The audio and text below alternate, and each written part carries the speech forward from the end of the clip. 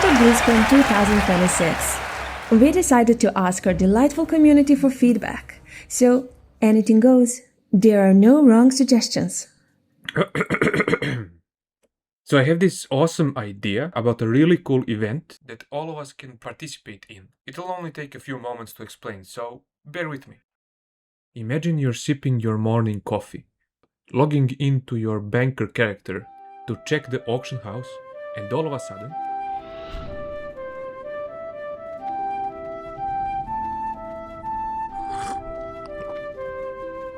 ah,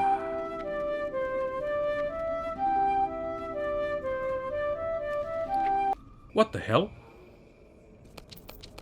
Hmm. Well, whatever.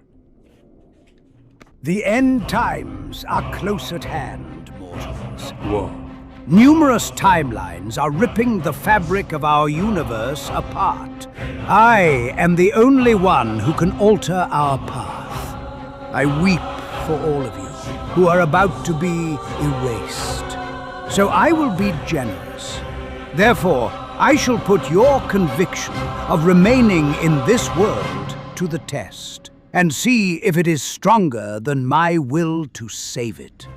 You have 3 months to gather your forces and oppose me. If you do nothing, everything ceases.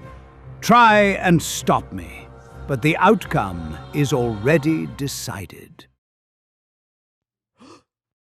So, as I was saying, you marry the concept of timelines and time travel from within the lore to the real split that has been growing within the WoW community. In the lore, Morozond will bring about the end times, and he's doing it in order to save the world. He thinks that the many timelines that exist are causing the apocalypse that he's been warning about, so he will merge them all into one. Now is the perfect time to do a complete wipe and reset of both the world and the servers.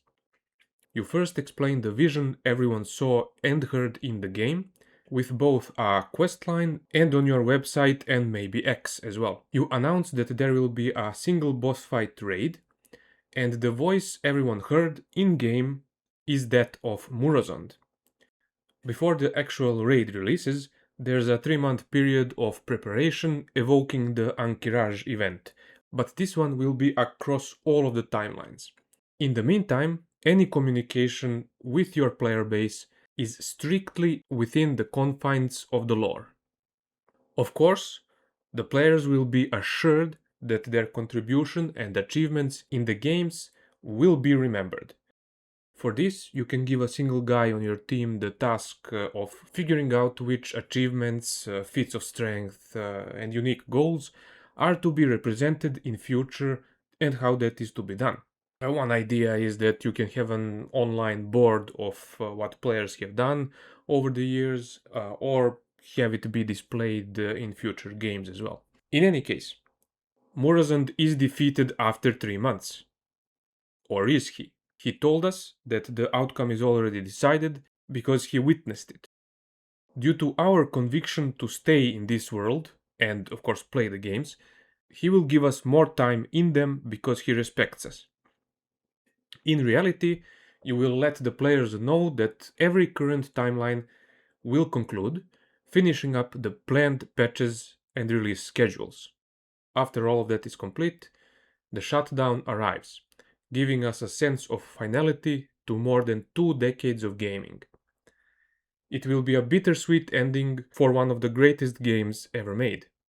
Of course, you will be hard at work on what comes next, but you will never acknowledge that directly, or in any specificity, only urging players to trust you one last time. After the shutdown, the WoW team is in complete silence, no communication at all. A month passes, and nothing. Another month, and then just a cryptic tweet. You don't elaborate, you don't reply to anyone. Another 2 months pass, and you release a trailer on your YouTube channel.